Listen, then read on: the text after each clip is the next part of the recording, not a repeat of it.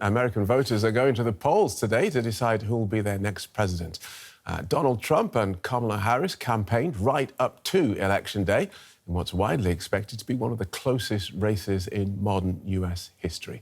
Both campaigns are hoping that a high voter turnout for their candidate will put them over the line. That's 270 electoral votes allocated on a state-by-state basis. Analysts believe the contest will come down to a handful of battleground states which are too close to predict. This year, more than 80 million people cast their ballots ahead of Election Day. In addition to choosing the next president, voters are also deciding which party will control the two chambers of Congress. Whoever's elected president, they'll need congressional support to get legislation passed. Julius van der Laar is a political campaign advisor and digital media strategist. He'll be with me throughout the show. Welcome back to DW, Julius. What do you think? Where does this election campaign and contest rank in your top 10? Well, I've been involved in a few, so those were special. But I think from the, just propensity, velocity, everything that's taken place up to this point in this election cycle, I would say it's certainly historic. A candidate being shot, of course, the leading candidate stepping down, and then, of course, the polls being this tight. I don't think we've had that in quite some time. And you've recently attended rallies from both campaigns, including in the key state of Pennsylvania. What did you learn? Man, it was exciting. On the one hand, Donald Trump, I went to his rally. I saw his supporters out in full force, half of them wearing the red MAGA hats, excitement, up to a T. A lot of young people, that was surprising. Of course, it was a university campus, University of Pennsylvania, that I attended the rally at, but I would say half the people that showed up, close to 5,000 people, young people, and that is a specific demographic that Donald Trump needs, and he needs to turn them out in record numbers. Again, he has a ceiling of about 48%, maybe 49%, so he needs to activate some voters that usually do not show up on Election Day, and I think that is his strategy to get those out to the polls. Same, of course, is true for Kamala Harris. We just saw last night that she's turning out Lady Gaga and other celebrities, having great rallies, great energy. And now, of course, the question for her is as well, can she actually activate her voters and make sure that they turn out in the polls? An historic moment for more than just the US, the rest of the world is watching. Right. It is a great consequential election. We always say that about the United States, but I think there is a significant difference in Donald Trump and Kamala Harris. We're sitting in Berlin, Germany right now. There's a war waging in Ukraine just over there, and there's specific difference in the positions of Kamala Harris and Donald Trump. So, of course, it matters a great deal to us. It matters for free trade all across the world.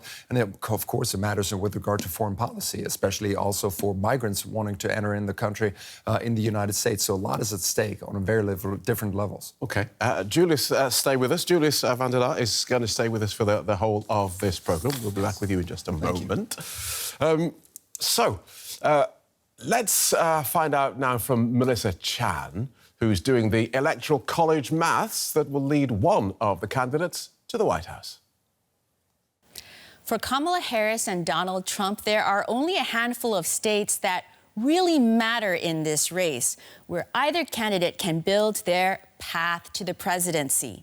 To win the White House, they need 270 electoral college votes. And for campaign strategists on both sides, working out their winning combination starts by mapping out the safe bets and likely wins. The states that, because of demographics or candidate affiliations, among other things, historically tend to always vote the same way.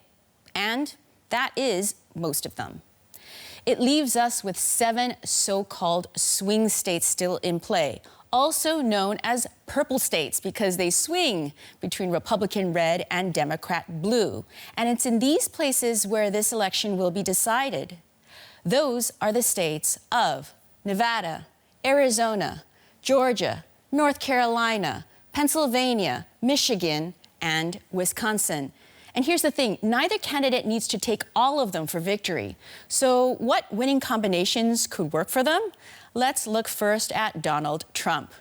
To reclaim the White House, one of his easiest routes would be to take back the states he lost to Joe Biden by the narrowest of margins in 2020, places like Georgia and Arizona. Add to that North Carolina, which Trump won in both 2016 and 2020, and he's almost there. It then comes down to just one win for him in any of these 3 states to get him over the line. All won by Trump in 2016, but retaken by Biden in 2020.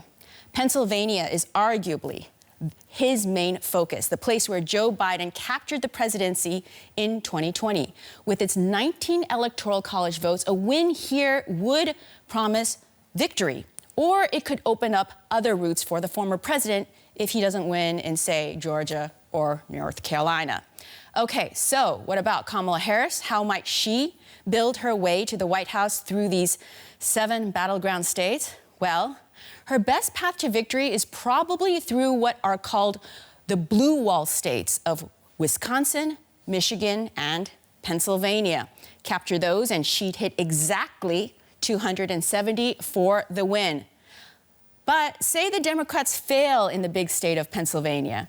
Harris might look towards the swing states in the South, although this would be much harder for her. For example, Georgia, a state that turned blue for the first time since 1992 in the last election, could be instrumental again, potentially offering an alternative path to victory.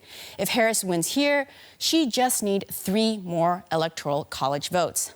And even if Arizona and North Carolina turn red for Trump, Harris could take Nevada, where the race is even tighter, although by this point you'll notice the swing states are all tight, to claim a narrow victory. So there you have it. It's messy and complicated. Whatever happens, we are guaranteed a very close race for the White House. And with the margins in these crucial swing states too close to call, it could take days before we know who will be the 47th president of the United States of America. Okay, Melissa Chan getting messy and complicated there. Campaign advisor and digital media strategist Julius van der Laar is still with us. Have you been in the room when those sort of conversations are taking place? We need to do this there in order to get this on a... Is it like a big chart on a wall? That's exactly what it is. Well, it used to be a big chart on the wall. Now it's, of course, all digital. But we're taking a look at the numbers. And, you know, if you drill down in one of those specific states, let's take Pennsylvania, for instance, you have 10 million eligible voters. Now, you, of course, have to break it down. Where do you actually reach your voters? Now, you have, of course, Philadelphia and Pittsburgh, the 2 main cities. And, of course, this is where turnout needs to be driven up. You take a look at the numbers, and Joe Biden won Pennsylvania by 82,000 votes last time around. Hillary Clinton lost to Donald Trump by 44,000 votes. So you see how close it is. Now, you're going to look at Erie County. That is one of the main counties that is hard fought of. So Donald Trump is trying to peel off some votes there. Joe Biden and Kamala Harris have been campaigning out there. Joe Biden last election cycle, Kamala Harris now, and she knows Erie County is the state that... It's that granular. It is that granular. You go down on the precinct level. Let me break it down for you. Precinct level, last time around, it was 5 votes in each precinct that actually made the difference between winning and losing the great state of Pennsylvania. And so these swing states, this is where so much of the campaign funds get spent. $500 million just in Pennsylvania, just in the last 6 weeks by the Harris campaign spent in Pennsylvania. Let me repeat that, $500 million just in Pennsylvania. The whole campaign has been worth... What are they spending it on? TV, basically TV. Now, all those rallies, of course, cost a lot of money as well. Last night, Kamala Harris was out in Philadelphia. You've seen the movie Rocky Balboa. Of course, he runs up the stairs. Right, there, yeah. Right, that's where they had their final campaign event. Music was playing in the background. Presumably, that won't have been a coincidence. Of course not. That's the closing message. Her running up the stairs saying, you know, we're going to go up to victory. It's polyoptics. It's the optics of politics, and that's, of course, what she's digging in for. So Lady Gaga's out there. You got to fly her out. The Roots, legendary Roots crew is out there playing the music. So it's a big show, and, of course, events cost money as well, but the vast majority of the funds are going into TV ads. Talk to me about the celebrity endorsement. How much difference does it make? And what do we take from the difference between the celebs endorsing the 2 candidates? I mean, they're very different.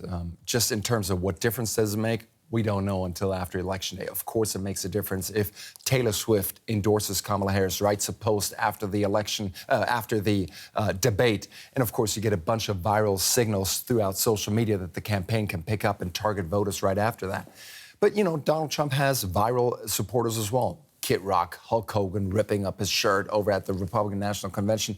But then also, of course, Joe Rogan, one of the main podcast hosts with a huge following, who actually gave his endorsement just last night, giving Donald Trump momentum leading into this election day. So I think it makes a difference. But again, celebrities are the one thing. It drives up optimism, enthusiasm for supporters, but in the end, they need to go out and vote. OK, Julius, thank you for now. Let's take another look now with Walter Olson, who's a senior fellow at the Cato Institute. That's a libertarian think tank. He's known for his writing on the American legal system and particularly election law. He joins us from Newmarket in Maryland. Welcome to DW. This, clearly, a particularly close and contentious campaign. Do you think its final outcome is likely to be decided in court? Last time, there were dozens of legal challenges filed by Donald Trump, who had lost, and the courts sorted through those challenges rapidly, I think accurately, and turned Trump away. I think you would expect the same thing to happen. You never know. It could be that a state, as with Florida in the year 2000, will come down to only hundreds of votes. And at that point, a lawsuit might decide, because lawsuits might change a few hundred or thousand votes. What lawsuits are unlikely to do is to change 10,000 votes. Right. And what will you be looking out for as the results start rolling in? Our system is complicated and entertaining because each state does things differently. And as a result, there are states that tend to return the Republican vote earlier in the evening than the Democratic vote, and states that do just the reverse. Two states that I will be looking at, because they report fairly quickly, are Florida, which leans Trump, and New Hampshire, which leans Harris.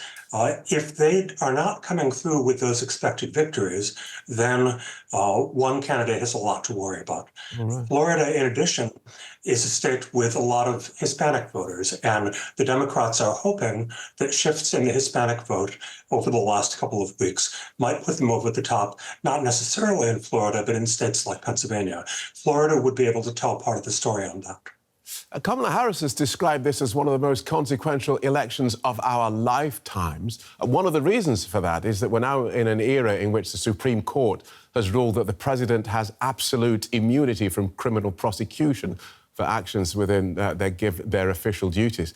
Given that, how worried do you think we should be at the prospect of a convicted felon becoming president? There is no doubt that for many, many voters, Donald Trump is the issue of this election. It is not so much what they think of Kamala Harris as what they think of Donald Trump. And Trump has had this invulnerability where the more he is prosecuted, the more his core supporters will support him and go out and work for him. That has been his charm over the last year or two, but will it hold up? An election requires him to reach a lot of moderate and swing voters who are not necessarily his core supporters. Right. And within that, there's a gender gap, isn't there? There's a gender gap in voting intention between Republicans and Democrats, which seems to be wider than ever. Just explain that to us. Yes. For more or less our entire lives, women have had a propensity to vote more for the Democrats than men did. That is not new. But there's a lot of evidence that this year there may be a wider gender gap. And there are at least two things to look at for possible explanations. One is that the Supreme Court, in changing radically America's law on abortion to allow states to ban it, has galvanized a lot of women's opinion on that issue. Although women often vote for the pro-life cause, nonetheless, it's raised the issue to one that the Democrats consider one of their top one or two issues. The other thing is that Trump's personality, just as it polarizes everything else, is one that tends to separate men from women. The men identify a little more with Trump's being rough, being perhaps insulting. The women are more likely to react against. And one of the trends the Democrats are looking to with some hope is an indication that older women who may particularly disapprove of the Trump personality may have been trending Democratic in recent weeks. And you mentioned Latino voters a little earlier. A poll suggests that Mr. Trump has been gaining support amongst Black and Latino voters who have traditionally leaned Democratic. What has been the appeal? That has been a question people have been eagerly debating, because there is no doubt that over the course of the election season, and compared with 4 years ago, Trump has made major inroads, particularly with men. For example, he has done better with Black men than with Black women. And so it's widely expected that will lead him to a better showing with Black voters. With Hispanics, it's different. There had been a very strong trend toward the Republican side, but in the last couple of weeks, when Trump participated in a rally whose earlier act was widely seen as having insulted Puerto Rico, part of the United States. That produced an outcry, and it meant that many well-known Puerto Rico-born entertainers who are normally not political, came out and criticized Trump. Now, will that or won't that reverse the trend of Hispanic voters drifting toward the Republicans? That's going to be one of the big issues to look at. We've also seen Donald Trump ramping up allegations of voter fraud, unsubstantiated allegations, I should say. How damaging do you think this is to the American electoral system? I think it's done quite a bit of damage, because polls indicate that a majority of Republicans do not have great confidence in the accuracy or honesty of vote tabulation. Ironically, people do tend to recognize that vote counting is honest in their own community, but they suspect that it might be fraudulent elsewhere in the country. That's going to take a while to cure, no matter what happens, because it's something Americans were united on for many, many years. We're proud of our electoral system. We viewed it as a beacon of democracy to other countries. Now Americans are split on that. Thank you for guiding us through that. Walter Olson from the Cato Institute.